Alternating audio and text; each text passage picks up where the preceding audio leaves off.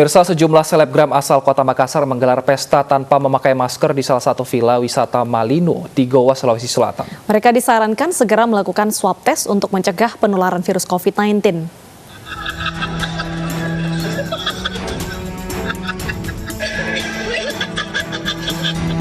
Aksi selebgram yang berjoget santai tanpa menggunakan masker dan abai aturan jaga jarak ini sungguh bertentangan dengan tekad Indonesia untuk memutus penyebaran COVID-19.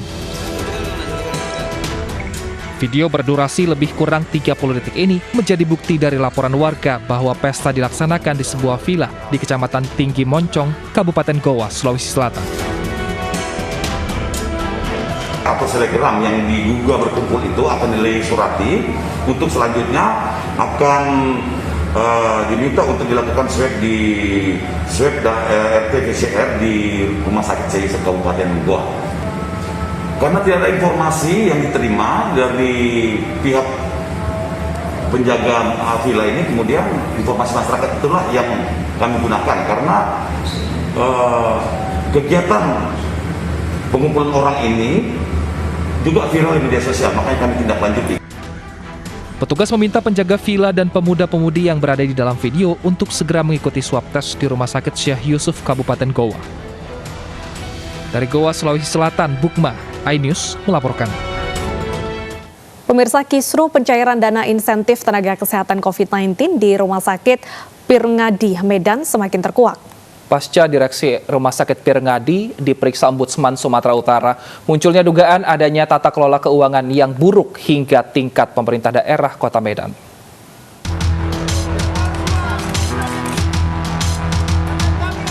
Tenaga medis di Rumah Sakit Pirngadi Medan berunjuk rasa menuntut insentif yang tak kunjung cair.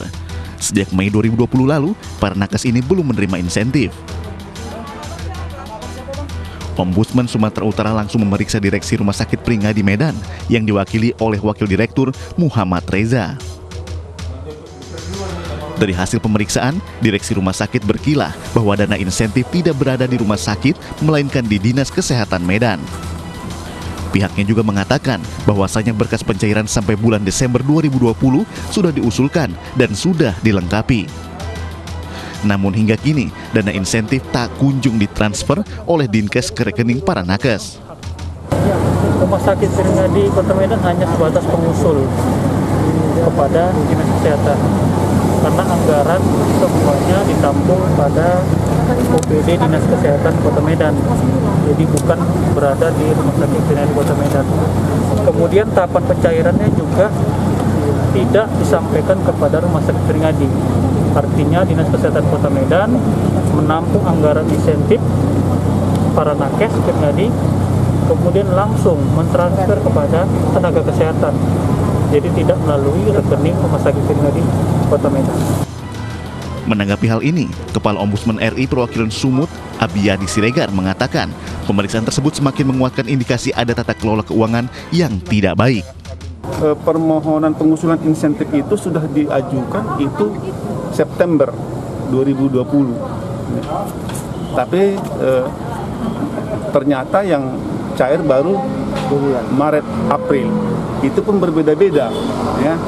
Jadi yang nakes Pirngadi hanya 2 bulan, tapi puskesmas 3 bulan. Nah, di sini semakin terlihat misalnya tata kelola yang kurang baik itu.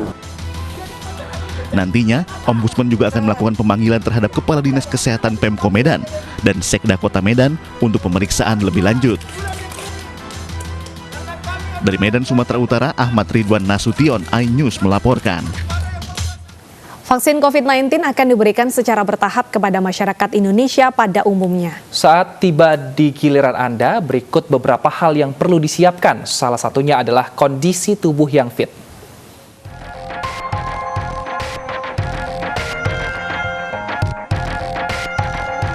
Pemerintah mulai vaksinasi tahap kedua bagi tenaga pelayanan publik esensial dan masyarakat lansia berusia di atas 60 tahun.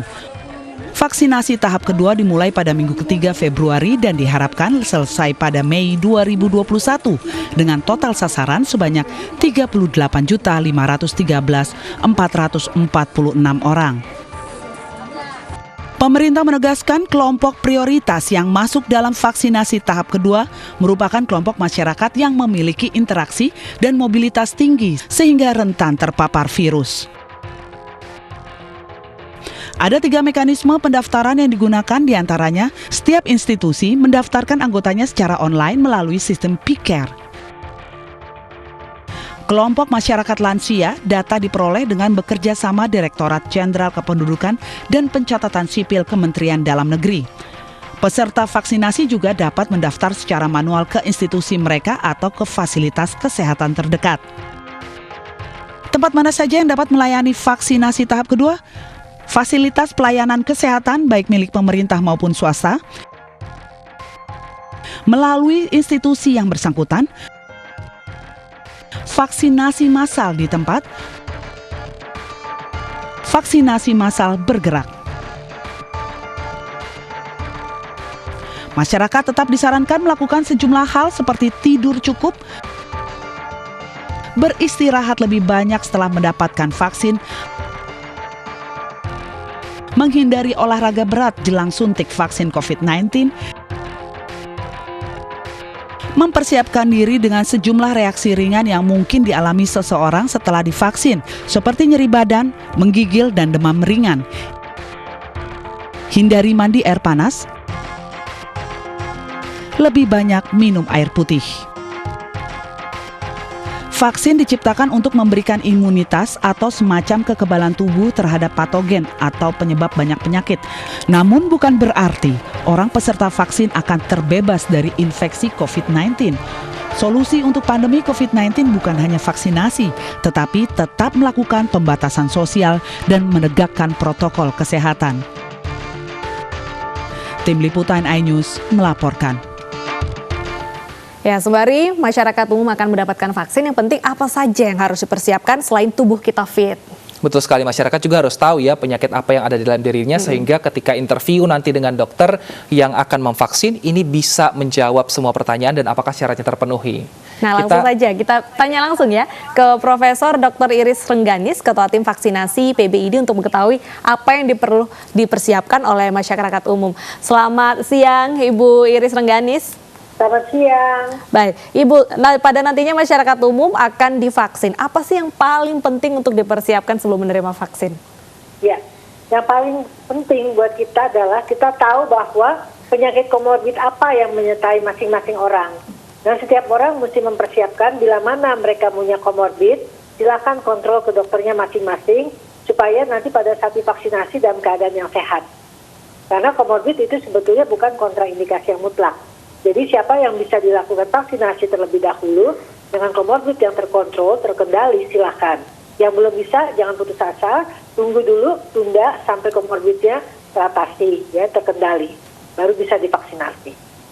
Nah, jadi itu kalau komorbid, boleh, Prof. Tetapi tertunda saja ya, bukan tidak boleh. Baik, itu kalau komorbid. Kalau misalnya makanan dan minuman ada tidak yang boleh dan tidak boleh dikonsumsi sebelum divaksin nanti? Ya. Jadi kalau untuk makanan, minuman tentu kita anjurkan makanan yang sehat ya, sayur, buah ya, tidur yang cukup, 7-8 jam sehari, minum air putih ya, 2 liter per hari ya, seperti itu supaya tidak terjadi dehidrasi dan betul-betul kondisi yang prima. Ya, jadi kita tidak menganjurkan makanan kebanyakan goreng-gorengan seperti itu ya, karena goreng-gorengan kita tahu apalagi banyak mengandung kolesterol, itu kita harapkan untuk saat ini tidak dikonsumsi. Kalau untuk olahraga bagaimana? Apakah boleh melakukan olahraga sebelum ataupun sesudah divaksin dengan intensitas yang cukup berat? Penting sekali. Ya, olahraga salah satu untuk meningkatkan imun sistem. Tapi olahraga yang dipilih adalah olahraga yang ringan saja di sekitar rumah atau di dalam rumah. Ya, jangan yang berat-berat ya. Berat-berat itu akan menambah lebih kita kecapean ya. Kondisi saat ini kita harus menjaga stamina. Ya, jadi yang penting kita ada pergerakan, olahraga setengah jam per hari itu sudah cukup kalau sudah bisa mengeluarkan keringat. Walaupun nanti sudah divaksinasi, kita anjurkan juga tetap olahraga yang ringan, ya seperti itu. Nah, Dok, ada beberapa warga yang mungkin khawatir dengan mungkin efek samping dari divaksin, lalu juga khawatir karena efikasi dari vaksin yang ada di Indonesia saat ini, Sinovac, dinilai cukup rendah dibandingkan vaksin-vaksin lain.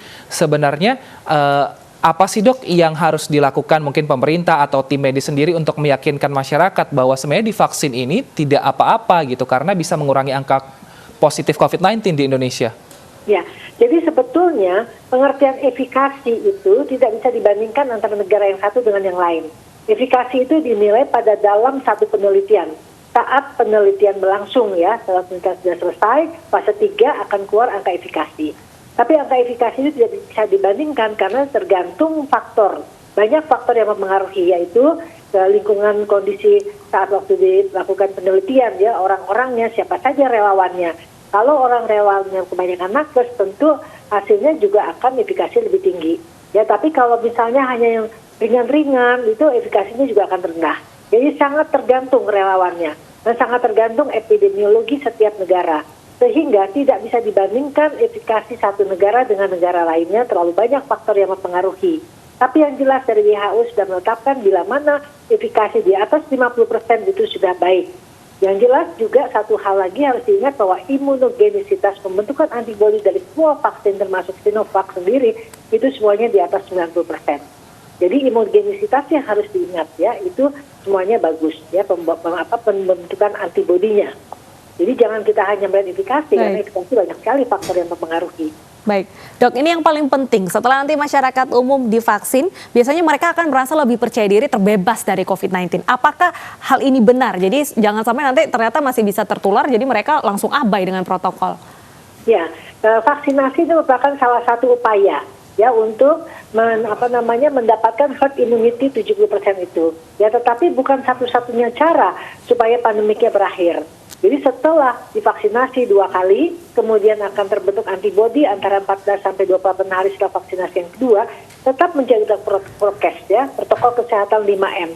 Tetap harus dijalankan, karena kan herd immunity 70% dari seluruh penduduk itu belum tercapai. Ya, selama belum tercapai, pandemik akan tetap ada di sekitar kita, jadi kita tetap harus menjaga dengan protokol kesehatan karena penularan masih bisa terjadi. Dan satu hal lagi yang penting adalah vaksinasi tidak ada yang melindungi 100%. Karena pembentukan antibodi dari setiap orang juga berbeda-beda. Karena itu kita tetap harus menjaga. Jadi artinya vaksinasi ditambah protokol kesehatan, ditambah hidup sehat. Baru itu kita bisa mencegah. Ya, kalau hanya vaksinasi itu hanya salah satunya. Kalau aja protokol kesehatan hanya salah satunya. Makanan sehat, tidur cukup, minum cukup itu salah satunya. Jadi semuanya harus digabung. Ya, sekali lagi vaksinasi ditambah protokol kesehatan 5M, ditambah lagi hidup sehat. Semuanya harus jadi satu, tidak bisa terpisah satu dengan yang lainnya. Baik, terima kasih Prof.